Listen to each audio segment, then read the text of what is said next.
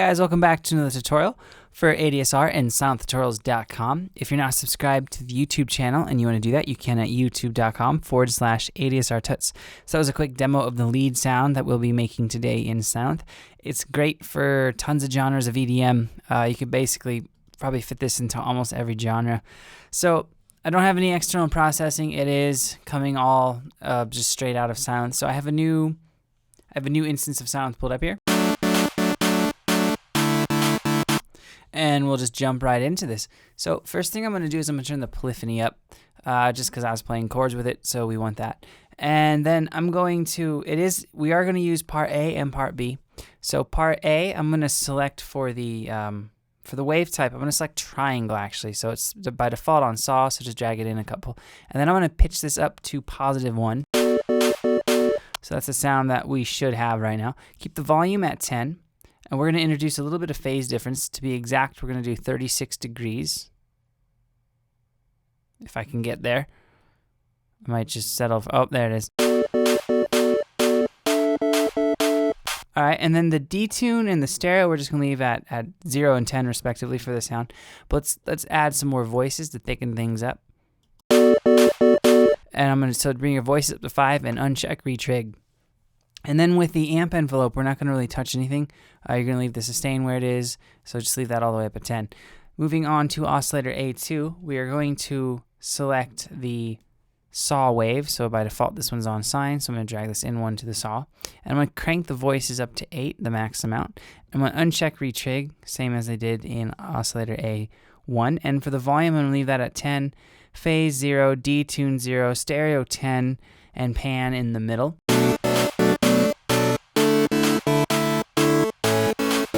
And that is the sound we have thus far. Now I'm going to click on this part B tab, and I'm going to use the oscillator B1 as my noise. So I'm going to crank it up to 8 voices, so it's a really thick kind of noise sound.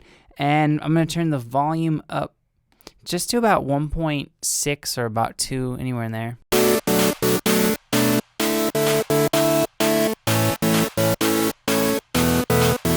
I'm going to dial the voices down to 6 actually. I'm going to take it down even further to 4. I'm going to turn the volume down a little bit more. And I might cycle back to that and add a little bit more as the sound kind of comes more into shape. So for the amp envelope for B, same thing. We're going to not touch it, just leave everything how it is. And now I'm going to go over to oscillator B2. And I am going to select another saw wave here, just to make it even thicker. And for voices, I'm going to crank this up to 8. I'm going to uncheck retrig again. And then for volume, we're going to turn the volume of this one down. I'm going to turn this down to about 6.48, 6.50. And I'm not going to touch the stereo or detune, just leave it where it is.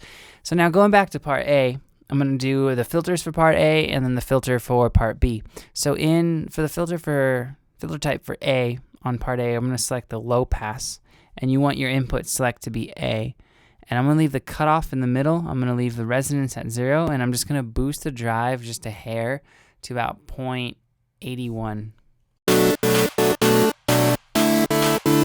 All right. And then going to part B, I'm going to click on that. And I'm going to select a low pass filter as well. And I'm going to make sure that the input select is on B. And I'm going to leave the cutoff where it is. And I'm going to leave the resonance where it's at. And I'm just going to boost the drive by about 0.38.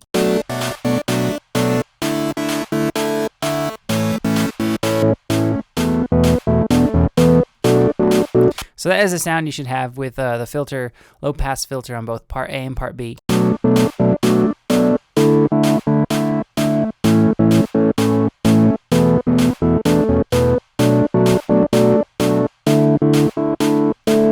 All right, and now here's a part where I'll typically kind of destroy the sound that we've created so far. So I'm going to turn this cutoff down because I'm going to bring it back up using a modulation envelope. So I'm going to bring this down to about 12 to 11.81 hertz, anywhere in there. All right, and now I'm going to go down to this modulation envelope, and I'm going to select cutoff A and B because we're using both pages and we have both cutoffs applied. I'm going to crank that knob up to about just a little bit under 10, probably around, let's do around 8.6, 8.48 would do. So So we're not going to notice an effect to the sound until we change one of these destinations with this ADSR here.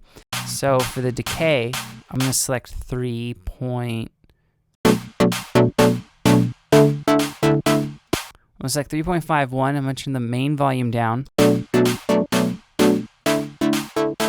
the sound's getting a little loud. And then I'm going to give it a little bit more sustain. And this sustain is just controlling the cutoff frequency.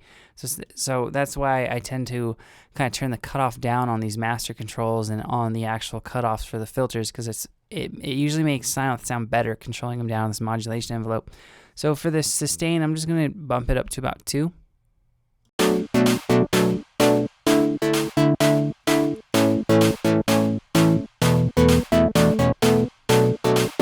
then I'm going to give it a little bit of release too. Maybe do about let's do 0.75.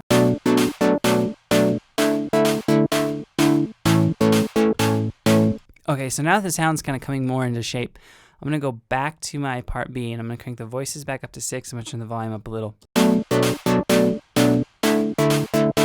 And I just wanted to reintroduce a little bit more noise. So going back to the modulation section, I'm going to select on pitch A and B now for the second modulation envelope. And I'm going to turn this mod wheel up to 10. And this is this little trick I've showed you a bunch. And I'm just going to do a little notch in the decay, just to add some really sharp attack and kind of a snappy pluck to the intro, to the attack of the sound.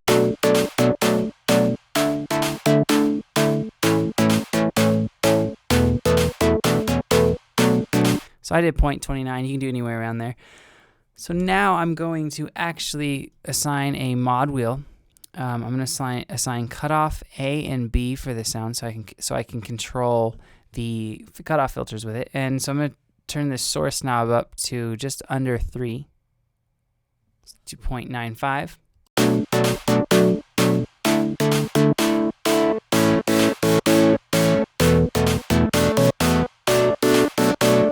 All right, so that pretty much takes care of everything except the effects. So let's go into the effects section, and I'm going to select the EQ. I'm going to leave it on 1 pole, and I'm going to turn the bass down to 3.43 dB. So cut out a lot of that bass. And then I'm going to turn the bass frequency down to about 53, 54 hertz.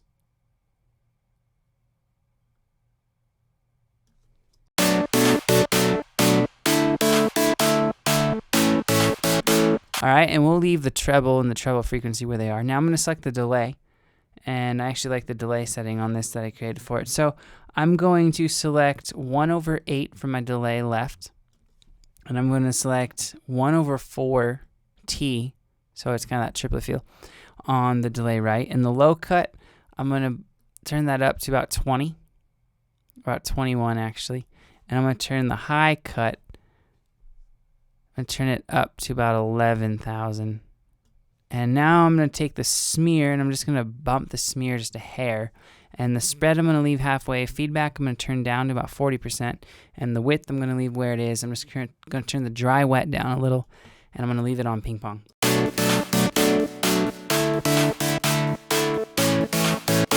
All right, and now I'm going to select the reverb. And in the reverb, I'm going to turn the size down so it's not too wet and so it doesn't kill and muddy up the sound. I'm going to turn it down to about 6. 5.93 would probably work. Let's see, 5.93. And I'm going to turn the pre-delay down as well, so there's no pre-delay to the sound. The damp I'm going to leave down. I'm going to keep that width up at 100, and then I'm going to turn the dry wet down a little.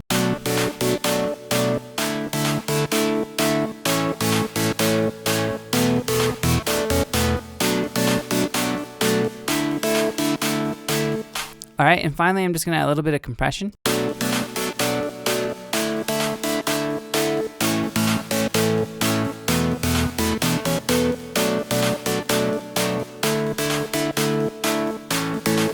And that compression is just kind of taming some of the transients and making everything a little bit smoother. But that is the sound, guys, and I'll play it without that clap real quick.